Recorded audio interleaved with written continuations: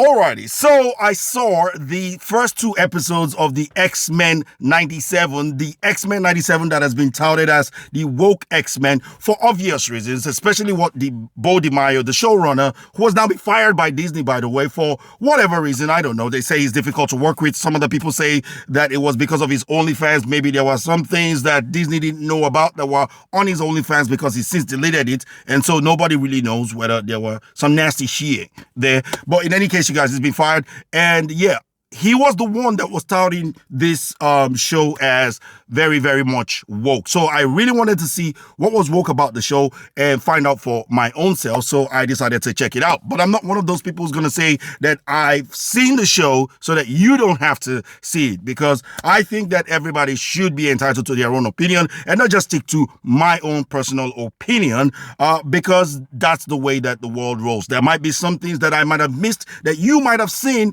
that you could actually educate me on. But for all intents and purposes, I've seen it, and here is what I think. Now, before I get into what I think, I want to first address the hippopotamus in the room, and that is all of the wokeness that was started to be on the show. The first things first would be Morph, for instance. Now, Morph we were told that he's going to be a non-binary character, and truth be told, they have made him a non-binary character. Now, they made it really subtle because Morph, from the onset, if anybody has been a fan of the 92 to 96 series, right, you would know that Morph is kind of weird character, but he was never non-binary. He was very, very masculine.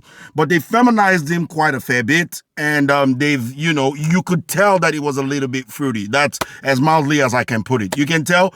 But it doesn't overall take away from the character in terms of they haven't made that a center point like they usually do with many of these Disney series, like in your face, make it a center point of the movie. So it's not of the series, sorry. It doesn't really take away from the, the content of the series.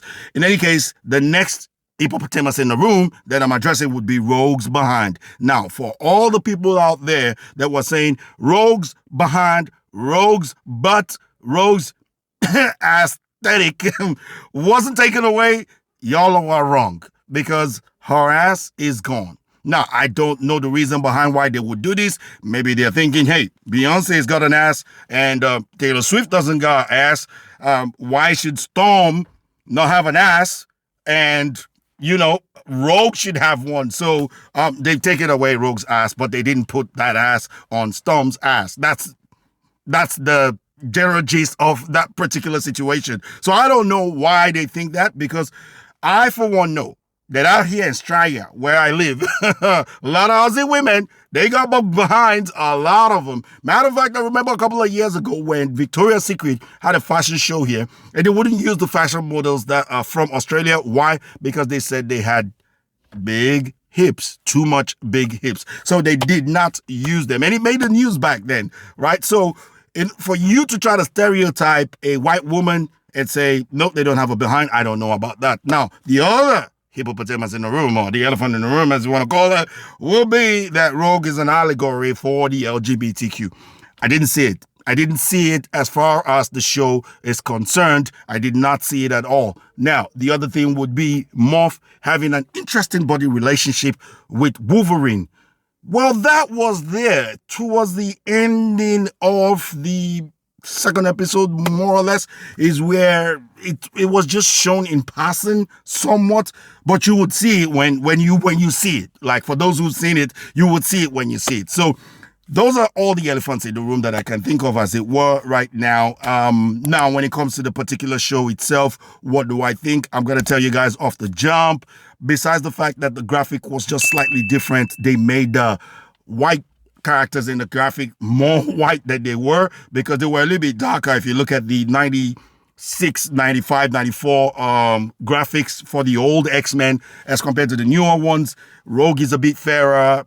Generally, the graphics of the whole show is a bit brighter than the old one, and so most of the characters are brighter. However, that same thing doesn't apply to Storm, whom they made a bit more darker than she was. So, Storm was played in the real movie by Halle Berry, because Halle Berry is fair-skinned, and Storm in the old cartoon was fair-skinned. They made her really dark now, so she's more like a dark Aunt Viv right now than, in the past. So That's what they've done when it comes to the graphics, but it doesn't take away from the show in itself. Now, when it comes to the series itself, there were parts where you could actually try to reach and say, oh man, this is woke or that is woke, but I don't really see it. I'm seeing some people trying to say that they're portraying certain people who were protesting or trying to be rowdy towards a certain mutant, which I wouldn't mention. They were trying to, relate those people to, oh, maybe they're a MAGA crowd or they're conservative. They don't like the LGBTQ, whatever. I didn't see it. And anybody who's trying to justify that is actually trying to say that the X-Men was always woke, because what I saw was them actually staying true to the source material. I actually liked it, because even the part where people were, trying to get at someone, they were trying to get at a particular mutant, I think for good reason, per se, in my own opinion. And I also think that has always been an element of the show where they did not like the mutant. And like I've explained before, I don't think the mutants in general are a representative of the LGBTQ, because you have bad mutants and you have good mutants. So those idiots from Mary Sue and the idiots from the woke revolutionaries, especially on Twitter and all these other outlets like IndieWire and co, who are trying to justify it and say that, from the Access Media, and try to justify it and say that no, the X-Men was always woke, they're idiots. They're idiots, because there are good mutants and there are bad mutants, just like there are good everyone and there are bad everyone, and nobody should be above criticisms or praises for the bad things or the good things that they do respectively. That's how I see this world. I don't care who you are. I don't care what group, what creed, what gender you are. If something bad is happening and you happen to be a member of a certain creed, you as an individual should be criticized without it affecting the member of the creed, right? That's how I see it. That's generally how I see it. But the way that the world has been now, the way that they're pushing things, the way these activists are moving, they're actually making people just hate each other by reason of the group or the box that they put people in.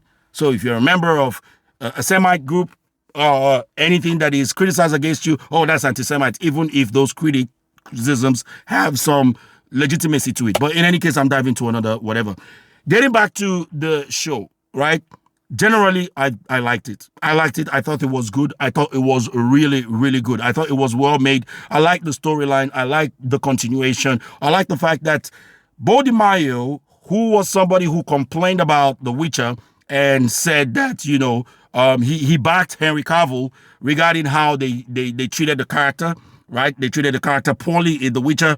I mean, I think he stuck to the source material when it comes to this particular show, and you should give it a watch yourself and, come to your own conclusions. However, I'm pretty sure you will find something if you're really looking that you feel is woke. But if you do find those things, that you are justified the people who said that X-Men has always been woke. Just think about that. So this is what I'm going to have to say about this. I don't want to spoil it for you. I just think that it was pretty good. I think there was a part where the X-Men, the women of the X-Men, saved some of the men and the X-Men, and it was logical that they did, given the situation of what happened there, except for one particular X-Men who saved himself gracefully in the most gracious way possible. Mwah! I absolutely loved it. And that was the scene, before the scene you see in the trailer where Cyclops lands and said, "To me, my X-Men."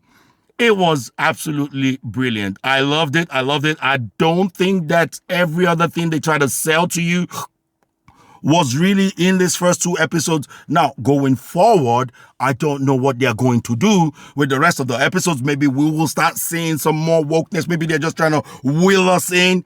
But as far as this first episode is, and the second episode is, I can tell you guys, for me, it's probably an 8.5/9 out of 10. As far as I'm concerned, I think it was pretty damn good. I don't care what anybody else thinks. I think it was pretty damn good. And yeah, you guys let me know what you think in the comment section below. I want to thank you guys for watching this video. Hope you guys enjoyed this. If you did, feel free to like, share, comment, subscribe, ding that bell for notification. And I'll catch you guys on the next one. Take care, peace, and Saya's out of here. Bye-bye.